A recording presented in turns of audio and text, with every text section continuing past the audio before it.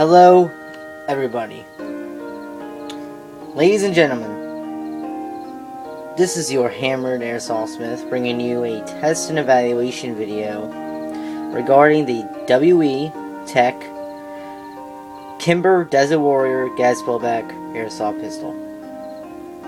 Now, I did debate for quite some time whether or not to even do a separate video for this pistol here. A separate video from the original.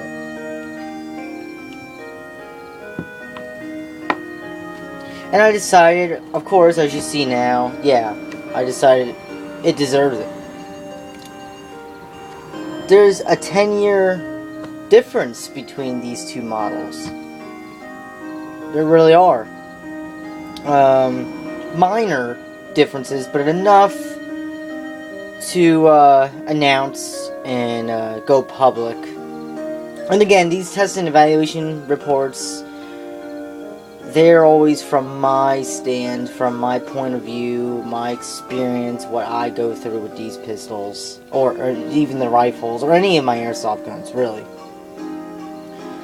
The one you may purchase tonight may have a totally different impact on you. It could completely suck, or it could do even better. It could be superior than the models that I own. These are all made individually, so there's that.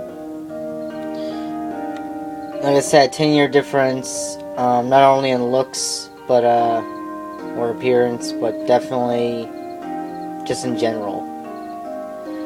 Just look at it for a second. Excuse me. And just the way I thought of it was, as an artist, say you had a childhood friend, and say the last time you two spoke, like say you've known them for a while, you're like best friends, and you ended up having a falling out. There was an argument or whatever, and because, you're only children, you're kids, coincidentally, or whatever, one of you moved, or something, and you haven't spoken since then, you haven't found each other on any websites or whatever, you just haven't spoken. You left on a bad note, and then nearly a decade later, you two run into each other face to face, and it's like, wow. Should I judge this person on our falling out? The differences that we had? Or should I try and reanimate the friendship and try to see how this person really is, if they were the way I remember them before the falling out? Look at it like that. I know it's deep, I know it's kind of ridiculous because it is airsoft, but like I said, as an artist's perspective, I can't help to think that way between the two of them. And that's precisely, why I'm doing this video here. So, there's that introduction. So this video isn't really going to be very in-depth, because there really are not that many differences. Now, the original gun that I've shown side by side, I gave quality a B+. This one surpassed it barely. I give the quality on this gun here an A. This is a newer gun, and there are some differences. Back then, the paint scratched off pretty easily. It wore away pretty easily, and I've used this gun over 500 rounds, and the paint has not worn much at all around the grip, or anywhere else for that matter. I mean, it's worn where you would think it would wear, like maybe around here a little bit from laying it down, or up on the sights a little bit from holstering and whatnot, laying it down.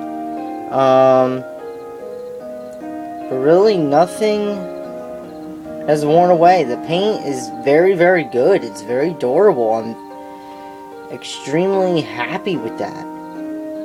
I really had hoped that WE upped their game, and it seems like to me that WE isn't what a lot of people make them out to be nowadays. they seem to up their game like every other month. There's just like updates on them all the time. They're like Firefox or something. There's just, oh, it's a new update, new update, new update. There's a little bit going on here, but that's just from me, purely just from me gripping the gun like so and trying to remove the M3 Matrix torch. But I won't,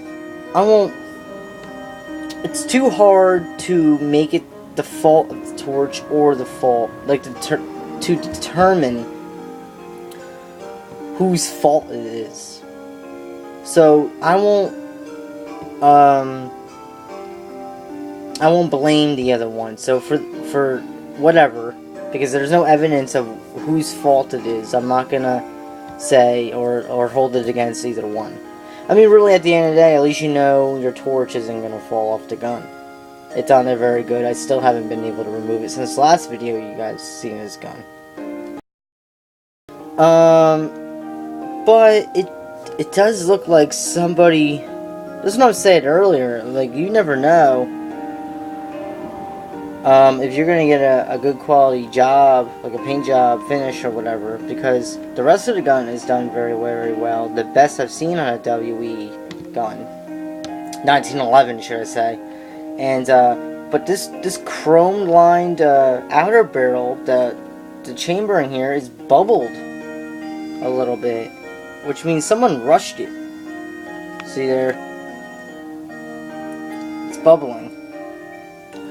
But the outer barrel, it's an empty magazine, the outer barrel is smooth like it should be.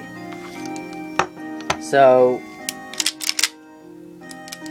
I don't know, maybe they started from the bore, they had to ascend to the beginning or whatever. I don't know. I don't know exactly how these things are made. I wish I did know, because that would be pretty interesting. But anyways, enough about quality. I spent 7 minutes on, introduction and quality.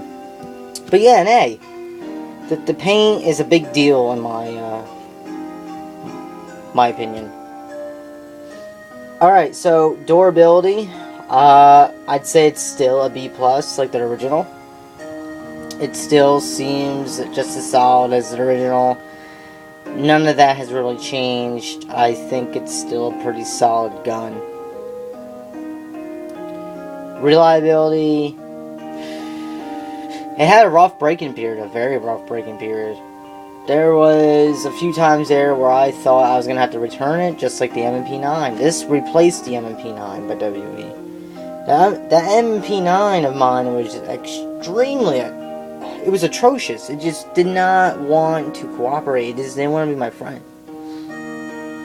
But the Desert Warrior came on Xena here, and I was like, you know what, well, I trust WE 1911s, and, I can go over and over and over again about why I picked this gun, but, I need something utilitarian with a rail and whatnot, and very tactical looking, yada yada, and, this is the one I chose, and I'm glad I made the right choice, because ever since I came through that very harsh break-in period I had, holy crap, that was such a bad break-in period. The slide kept jamming up somewhere and just wasn't firing properly. I surpassed that, and it became a very good gun. Very much like the original one that you've seen earlier, and a billion other times, and a billion other videos. So I gave the reliability an A, and the original one was an A+. So I give it an A, just kind of even things out, you gotta do the whole balance thing and just kind of even it out. Once you get past that break-in period, it's gold. I mean, like I said in the beginning, yours might not even be like that. Yours may be crap from the start, like my M&P9, or it could be golden, like my original 1911 by WE, right from the start. So you never really know. But that's just my take. Much everybody for watching. So that's a wrap. See you around.